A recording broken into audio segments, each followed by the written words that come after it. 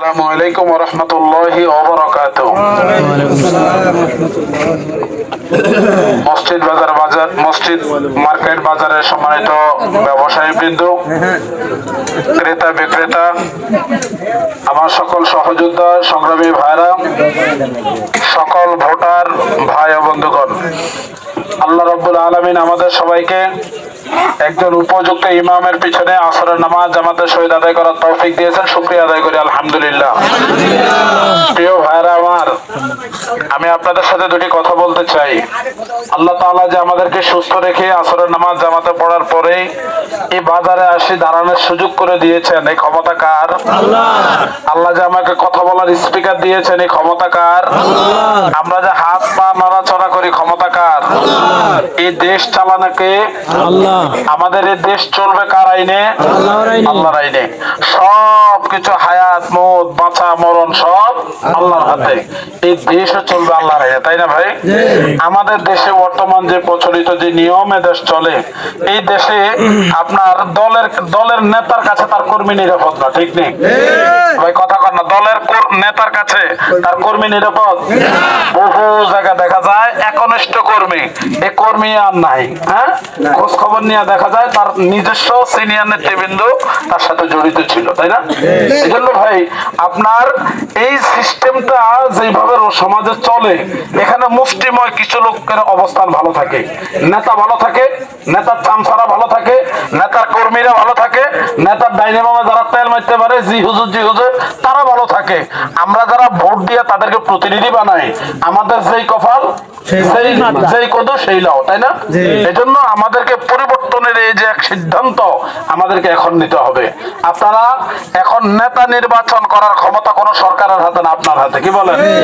আপনার হাতে। আপনি কেমন নেতা বানাইতে চান, এখন সুযোগ আসছে। আমি সব জায়গায় এতটুকু বলি, বর্তমানে এই সংসদ নির্বাচনে লক্ষ্মীপুর 2 আসনে যেই কয়েকজন প্রতিনিধি দাঁড়িয়েছে, আপনাদের জনতার বিবেক যে আদালত, জনতার বিবেকের আদালতের কাছে আমি প্রশ্ন রেখে গেলাম, এই কয়েকজন প্রার্থীর মধ্যে আপনাদের বিবেকে আদালতে যদি ধরা পড়ে যে সকল প্রার্থীদের চেয়ে হাত পাখার প্রার্থী যোগ্য, তাহলে আপনাদের দরকার, প্রয়োজন, কর্তব্য, দায়িত্ব হাত পাখার প্রার্থীকে বিজয়ী করা, ঠিক না ভাই? আপনারা নিজেরা টাকা খরচ করে, সময় খরচ করে, সময় বিনিয়োগ করে একজন সঠিক প্রার্থী যদি নির্বাচিত করতে পারেন, ইনশাল্লাহ আগামী 5 মাস, আগামী 5 বছর আপনারা ওখান থেকে সেবা পাবেন।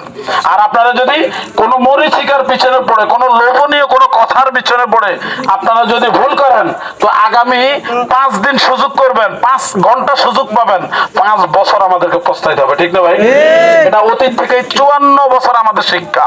কিন্তু আমরা বড় হতভাগা এক জাতি ভাই, আপনারা মনে কষ্ট নিয়ে না, আমরা ভুলে যাই। 5টা বছর গেলে ভুলে যাই। এমন বহু এমপি মন্ত্রীর আগমন ঘটেছে আমাদের এই সমাজে, তারা শুধু নির্বাচন আসলে আমরা দেখি, এরপরে আর আমরা তাদেরকে দূরবীন গ্লাস দিয়েও তাদেরকে ছাইকা কাইটা টোকাইয়া পাওয়া যায় না, ঠিক নেই? আমি বলবো, আপনারা আপনাদের ভাগ্যের চাকাকে ঘুরানোর জন্য আপনারা কেমন প্রতিনিধি চান, এখন সেই সুযোগ আসছে। জহরাল ফাসাদু ফিল বাররি ওয়াল বাহরি বিমা কাসাবাত আইদিন নাস।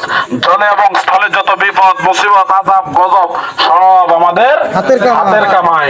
আপনারা দেখবেন নেতাদের বাড়ির সামনে রাস্তা তো হয়, তারা আপনার ওই যে পুকুর ঘাটে যাওয়ার রাস্তা ফাঁকা হয়, তার শালি জেঠটোসের বাড়ির রাস্তা হয়, সরকারি বিদ্যুৎ হয়, তার শালি জেঠটোস যত আছে শালা সম্বন্ধী সবার বাড়ি ঘরের উন্নতি হয়। কিন্তু আমি যে আব্দুল থাকি। অতএব আপনারা সিদ্ধান্ত নেন, হযরত ওমরের মতন কিছু শাসক এই সমাজে দরকার, যারা আমার কোন ভোটার, আমার কোন জনগণ না খায়া থাকলে তার ঘরে খাবার কাঁধে করে নিয়ে যাইবো, এমন প্রতিনিধি আমরা চাই না ভাই?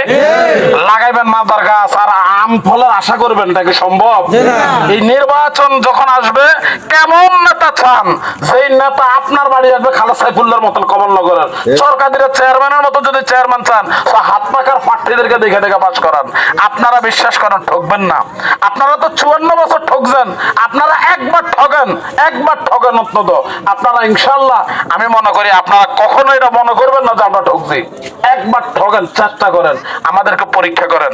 সবাই ভালো থাকবেন, আমরা আপনাদের ভালো চাই। মঙ্গল চাই। এজন্য বহুত লোভনীয় অনেক অফার নিয়ে আপনাদের মাঝে আসবে।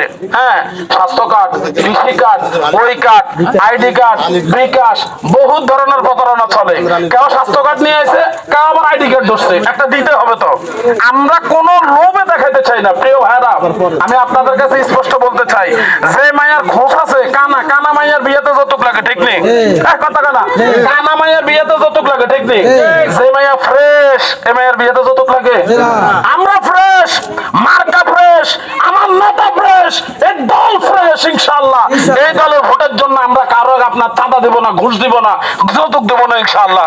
যৌতুক দিয়ে মাইয়া বিয়ে দেব না, যৌতুক দিয়ে ভোটও যাবো না।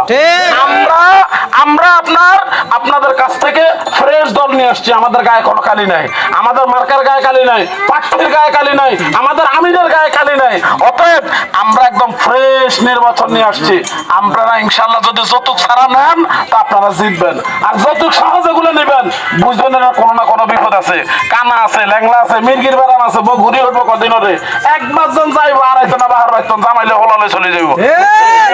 অতএব পরিশেষে আপনাদেরকে বলবো, যদি ভুল সিদ্ধান্ত নেন ধরা খাইবেন আপনারা, আমাদের কিছুই হবে না। আমরা ওয়াজের শেষে কই দেব মা আলাই নাইলাল বালাক, আর যা কোন কই দিছি আপনি মানা না মানা আপনার ব্যাপার। আপনারা সমাজের ভাইরা ভালো থাকতে চাইলে হাত পাখার প্রার্থীগুলো টকায় টকায় আপনারা বিজয়ী করেন, আপনারা ভালো থাকবেন।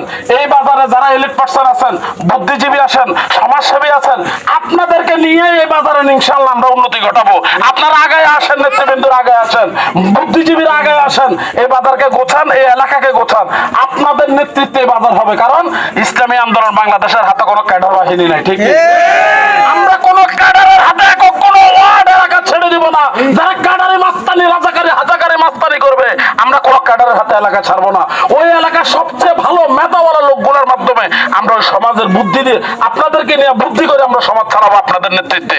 এ বাজারে ভাইদেরকে আহ্বান জানাবো, হাত পাখার হাতকে শক্তিশালী করুন।